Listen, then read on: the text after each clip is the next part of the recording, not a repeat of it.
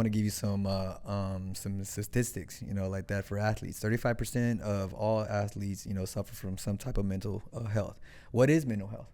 You're talking about anxiety, stress, eating disorders, sleep disorders, depression, and then overall the big one, suicide. Yeah.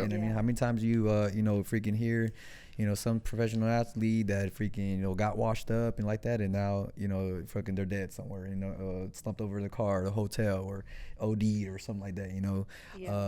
Just because they're at a very high, like that, at the pinnacle like that, then they didn't make it, because whatever it is. I just finished watching talk about documentaries and stories of Johnny Football. Manziel. Yeah, Johnny Manziel.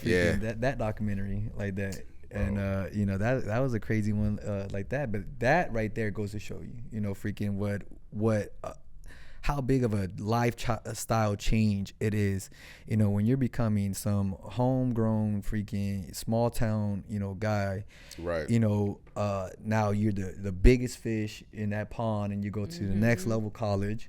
All right. And what college itself fucking does to you, like that. You hit on a couple of it, earlier, like that. But then now, now you're creating this bigger, huge, brand and fame, for yourself like that. And you got, you probably couldn't even freaking bag one chick in high school. Now you freaking got girls throwing yourself at you, or guys throwing yourself at you like that, depending on, you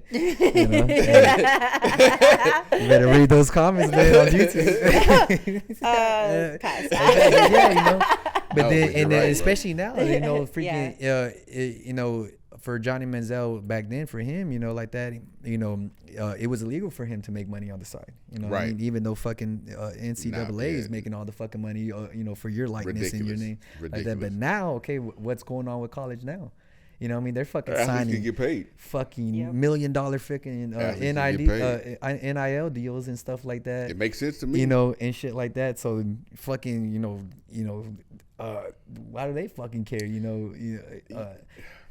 Man, like, I think the one part that people don't take into account whenever we talk about famous people and mental health is we never take into account what fame itself actually is. What fame actually is it's your whole life. It's the reliance on somebody else to give you validation. Yes. That's what fame is. I'm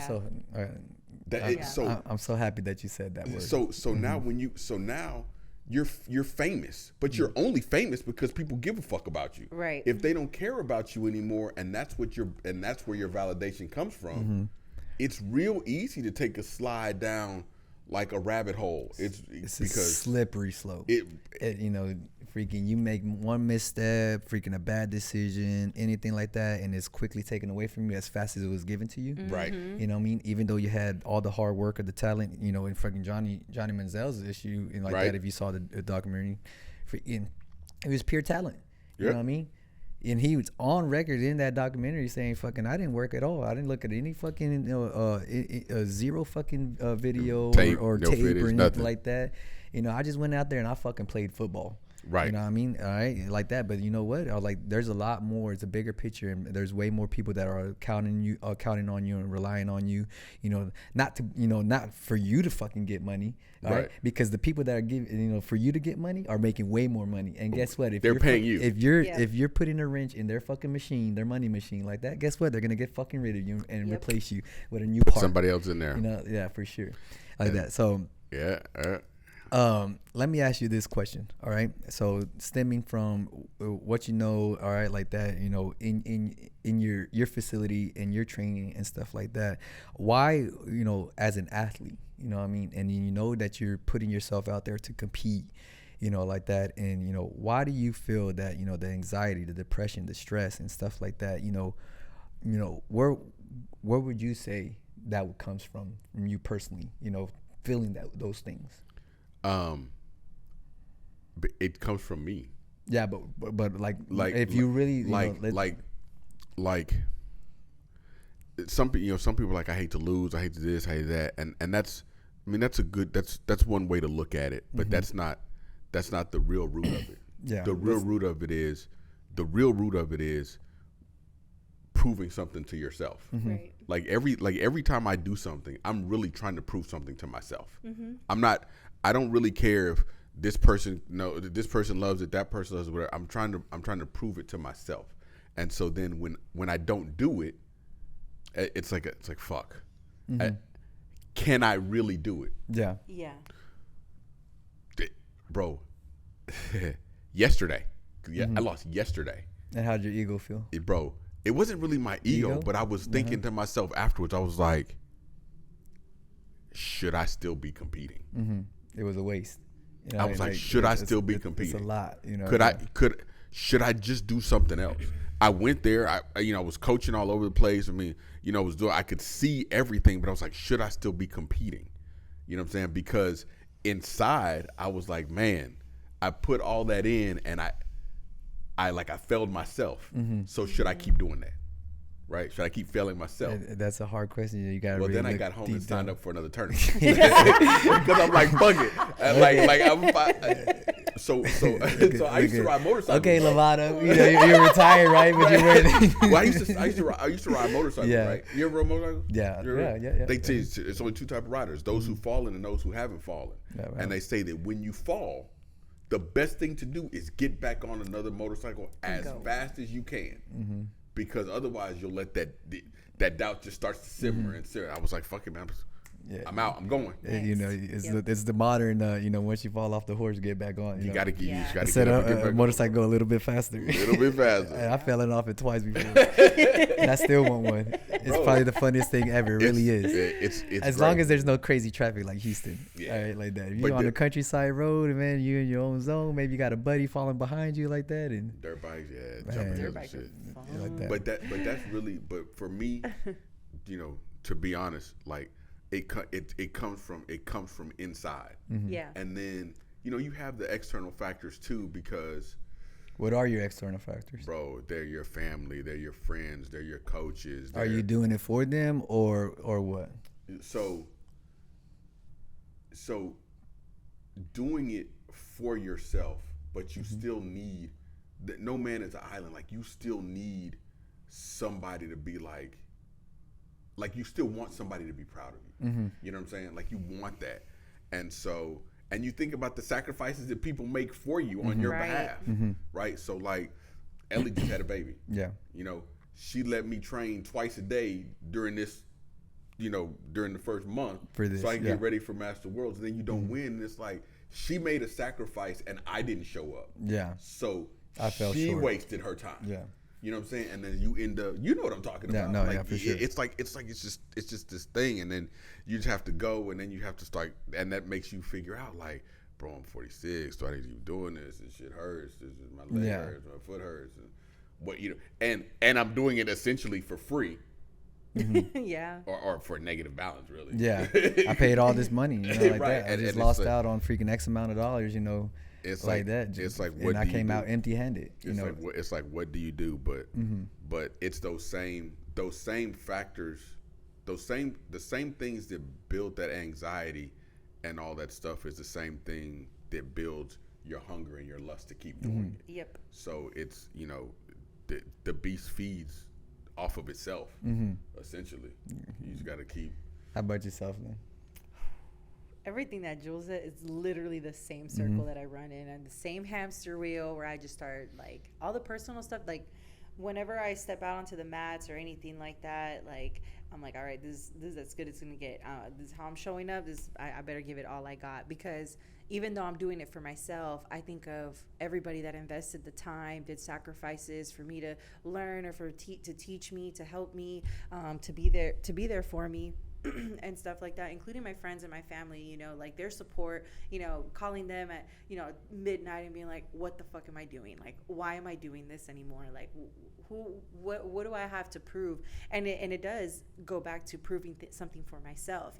When I lost, I took a pretty hard hit, not because I wasn't proud of myself or because of thinking I didn't do my best, because I definitely showed up and did my best. the personal parts came up because of my day-to-days, you know, the stuff that I get into my head about, the stuff that I'm striving for every day is just to be a better person and not feel like I'm wasting time, or I'm a loser, or you know, I don't have anything going for me, or I don't know what I have going for me and stuff like that. It gets really personal. And having that win was going to prove that I wasn't doing all of this for nothing. I wasn't doing all of this just to, you know, bullshit around. It was for something. It was, you know, but I think something struck a chord with me when you told me that that one night when I fought, and it was, I was the one on stage. I was the one that showed up, and I did that. I did that. Nobody else did that. Not my family, not my friends, and you know, not you, not anybody. I did that. That took guts. I should be proud of myself for getting out of my comfort zone and pushing myself to do something different, because then next time it's going to be better and better and better and better. And so I couldn't even be mad at myself for the loss that I took, because I made my decision in a split second for my well-being versus not really knowing what could have happened. And so to me, I'm just like, all the personal stuff, my day-to-day stuff, it's still going to be there. But one thing that I feel like I've been trying to work on is compartmentalizing that, like separating that from myself. This can't show up when I'm doing this, because if it does, you know, it's gonna mess with my head, when really it has no factor in it whatsoever of who I'm showing up as.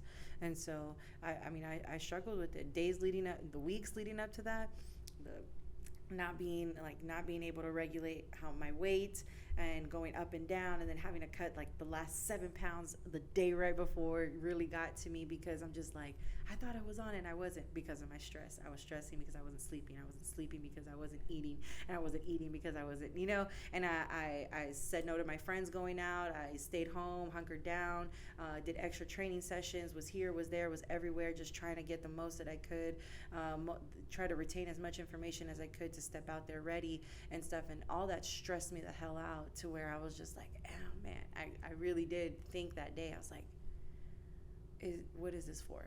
And it was for me, you know. So it's a big thing. No, yeah, it's a lot to just unpack. It's a lot to unpack, you know, especially when you're on the losing side. You know, it really is. You know, I mean, there's just so much doubt, you know, that goes through your head, like that, you know, and then, you know, obviously it's just bittersweet when you win, you know what I mean? It just, you know, freaking, I sacrifice all this stuff, but hey, I forgot the dub, you know what I mean? Right. You know, like that, you know, freaking, you know, I'm all beat up and stuff like that. When's the next one? It's so easy to say those things, you know, like that. But then when you're on the losing side, you know, of course, you know, is it worth it? I think that's probably like the number one freaking question anybody asks. Yeah.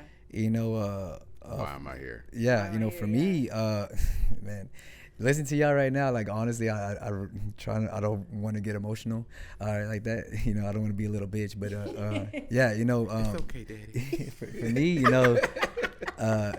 you know, for me, it's always been a validation thing for me. Yep. You know what I mean? You know, y'all both say that, you know, you're doing it for yourselves.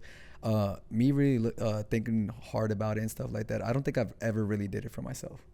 You know what I mean? I know I've been a real you know, I know that I've been a real like hard worker, but I've always loved the fact that I could just go into a room and then all my training buddies are there.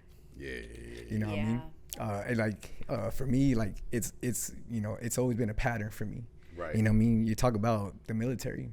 You know what I mean? Number one thing for us when we're going like in deployments and stuff like that, you know, like that, it's always about, you know, about the guy to the right and to the left of you, you know, you know, the man and the woman and stuff like that, you know, wrestling, you know, like that, being on a team, you know, like that. It's not about just you showing up, you know, for yourself like that. No one is trying to win a championship, you know, and stuff like that.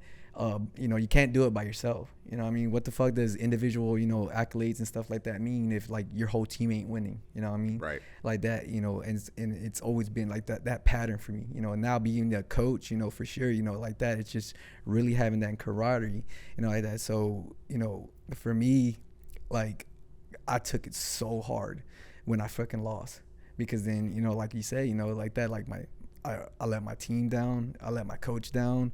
Freaking, was I really paying attention? Did I put the freaking extra miles in, the hard work and stuff like that? Like, I never even fucking cared, you know, and never really been scared of just stepping on the mat or stepping in the ring and doing anything like that. You know, trust me, I'd be the first one to fucking always do it, you know, like that. Whether I you know, freaking, whether I won or lost like that, I just wanted to know deep down inside me that I did 100%, and then can I get any type of validation, you know what I mean, from that, you know, hey, you did your best, you know, like that, we did all this, we're going to fix it like that, hey, but I'm still proud of you, you did 100%, or you fucking win, fuck yeah, that's exactly what I'm talking about, you know what I mean, you keep doing shit like that, and you're going to be a fucking champion one day, there's no doubt, you know, just the validation, you know what I mean, and obviously the number one person that you want to get it from when you're in a sport is going to be from your coach, right? You know what I mean, but then, you know, let's think about freaking when the rooms are not filled and there's nobody there and you're training by yourself and you're putting all this hard work and maybe your fucking coach is not really paying attention to you, fucking, you know, you're on fight night or you're on fight day, you're fucking, you know, there's nobody really in your corner and then you lose it, and like that right there is like, well, what the fuck am I really doing it for? Bro, you know, what's the hardest thing to do after you lose? The hardest thing not to do after you lose? Not to do? Right. I literally have to tell myself not to do it after I lose. Man, that's a hard question. You know, I would have to think about that. Not to apologize to my training partners. Yeah.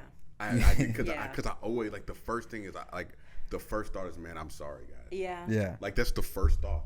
And everybody, and you know, like I tell people all the time, like, win, lose, or draw, like, I'm still gonna be here. Like, I don't give a fuck. Right. Like Eric goes out, Eric fights. It doesn't matter what the result is. I'm still gonna be here. Yeah. And even though you know that, at the end of it, you know, you get a negative outcome, and you still want to be like, my bad, dog. Yeah. You know, like it's just. Yeah. You know, like, you know, for me, I get fucking mad. I get real mad. Bro, I hate to lose. Like, I'm not a sore loser. You know what I mean? You know, at all. But you know, like with anybody that's competitive like that, like I'm as competitive as come. All right, anything that I sign up or I do, I don't give a shit if it's fucking, you know, jiu-jitsu, fucking beer pong, fucking volleyball. Like I don't care what it is. Right, you trying know, to win. Yeah, I'm fucking gonna win. Yeah. All right, like that. really I want to win. You know, anything like that. You know, fucking, you know. And so when, like, not that I, you know, I don't get mad in a way that it's I'm a sore loser. You know what I mean? I'm gonna fucking shake your hand. You know, like that. You beat me fair and square. Today wasn't my day. You know what I mean? But I get so fucking mad at myself, and I just want to fucking leave. You know what I mean? I think maybe you, or it's probably Nancy or somebody. They probably have my IBJJF second. It's me. I have She has my second freaking medal, my second place medal for IBJJF Houston. Right. You know what I mean? I think this was probably freaking in the winter. You know, like that. Yeah. Like that. I didn't give a shit. I came there to fucking win, and you know what? I fell short. You know, and it didn't mean, and it doesn't matter nothing to me. You know what I mean? No one, you know, you're not going to fucking schools and stuff like that, and people are proud. Oh man, look at his second place medal and his third place medal, right? Like that. Right. Nah, you know, you go to someone's, you know, school and stuff like that, and you see all these fucking golds and you know, freaking on their belts and trophies and shit like that.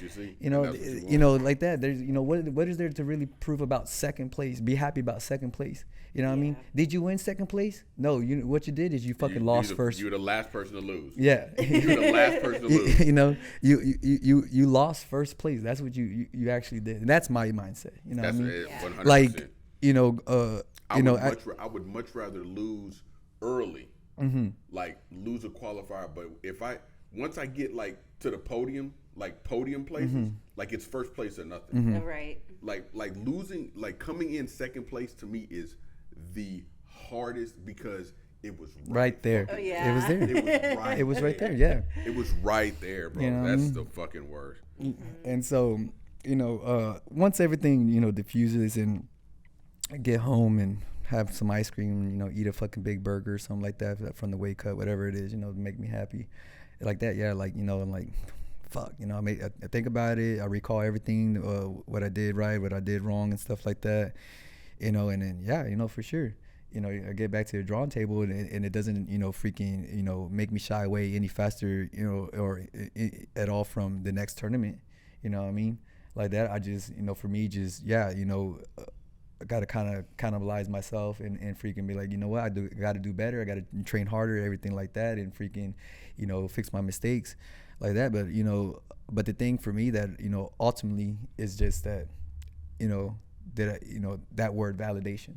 You know what I mean? It eats me alive a lot, and not just in sports, but, overall through life with anything that I'm really trying to do and succeed in. Because that, obviously, if you didn't succeed, you just chalk it up as a failure. You know what I mean? Like that, or freaking real, the hard, pill to swallow, of a lesson like that, because, there's not, you didn't get the validation that you really wanted. So there's an old movie about some drug dealers in New York called Paid in Full. Yeah. Right? You seen Paid in Full? So in Paid in Full, there's one line, man, I'm telling you, Money Making Mitch is talking to Ace after Ace gets robbed and shot. And Mitch tells him, he says, I love the game. I love the hustle. Right? And then he's like, I got money. I could leave the league. He's like, but if I do, are the people still gonna love me? No. And I was like, and yo, that's the thing, bro. Like that's the thing. Like you kind of wonder. Like yesterday, I'm walking around JitsCon, and I still don't know how I know all these people. Right? I don't know how I know them. Like high level guys. Like I'm sitting there and I'm rolling around on the ground with Rolando Sampson. Right, like he's like, oh man, maybe next time you do this, like just there, like this is a high level dude, right? And he's like chilling, and we're talking and rolling around on the fucking ground, right? And people are like, how do you fucking know this guy? It's like, I don't know, I just know all these people. But then you kind of think like, but do I go away? You know what I'm saying? Like if I'm not here, are you gonna fight? Yeah, they're gonna fight somebody else. do I go away? Yeah. You know what I'm saying? And it's just kind of weird. So it's like. It's the validation. I'm telling you, it's you need it. We need it. We need it. We can't. No man is island. What happened to the dude? He started talking to fucking volleyball, bro. he needed somebody else to be there. Yeah. You can't do it. Yeah, and Wilson was a cool dude though. Had a nice haircut. Yeah, until he floated off into the ocean. Like that. Because Tom was trying to do crazy shit to him. Bro. He wasn't about that. We could talk, but all this extra shit. But yeah, man, it's and those are the things that people don't play into, and they don't get to the root of, Right. Like because everybody looks at mental health as a very like a superficial issue, and it doesn't mean that you're traumatized. It doesn't mean it's just the way that your brain works and where your psyche. You need to know what your psyche is, what you need to feed your brain, what you need to not feed your brain. Yeah, know. And how to keep your brain from eating itself, like that's all mental health. Yeah, you could be, you go to the doctor. Doctor says you don't have, you're not sick, you're not nothing, That's your bill of health. Yeah, he didn't tell you there was anything wrong. That's your health. Yeah. So sometimes the health is good, sometimes the health is bad. You just have to figure it out. And like when you were pointing at your ears, cauliflower. You pointed at cauliflower. Like if it's in here. Like this is the strongest muscle in your body. Bro. Your body's not gonna do it unless your mind tells you. Your brain it's not gonna do it. It's not gonna do it. Yeah. And unless it's rudimentary, like you'll breathe and shit and piss without. But other than that, you'll just sit there and breathe and shit and piss on yourself, and nothing else will happen. No, So it needs to. If it's in here, it can happen. Yeah. Good or bad. Yeah. Right. I think it's one of the biggest things that's really overseen all the time when it really comes to someone's health. You know what I mean? Everybody thinks health, physically, exercise like that. My body's in shape, I got muscles, whatever like that. My heart is good like that. But then I think it's just so quick that people would freaking oversee that, okay, that my mentality, my mental health is there, my spiritual health, like it's a balance, you know what I mean? Like that, all that shit needs to be in sync, you know what I mean? When freaking, you're destroying your body to build it up like that, but then freaking on the other side, how's mentally are you working, you know what I mean? Are you getting the right, are you getting enough sleep, you know what I mean? Do you have the right environment? Do you have enough support, around? you like that, to keep you on track, and like, all those things, like that, to really suppress, the anxiety and the stress, like that, where you can unload those things, like that. It's only so much that you can really pile on your fucking plate. You know what I mean? And it's only so far that you can really stretch yourself, like that, before you fucking break, like that. And so, just lost a train of thought, but yeah, your mental health, like, I always tell, people like that, especially now, with my fighters and my competition guys and stuff like that, when they just have this big mental block, really taking that first step or that next step, for the next level, what I mean, like that, it's already tough. Okay, I made it into the gym. All right, now I'm training, like that. I've been training for a while now. Now I'm getting into the cage and then I'm sparring. Right. Now I'm sparring for a while. I'm doing real good, like that. Okay, I want to see, a smoker or an amateur fight, like that. Now, like, those are all those little steps that you have to take and stuff like that. And along the way, your mental, your mentality, is always going to be there on how you, feel about things, like, like that, where you take the losses or, how you take the wins, life in general that's surrounding you, you with your friends and your family, like that, how big your circle is, how small your circle is, and things like that. Yeah.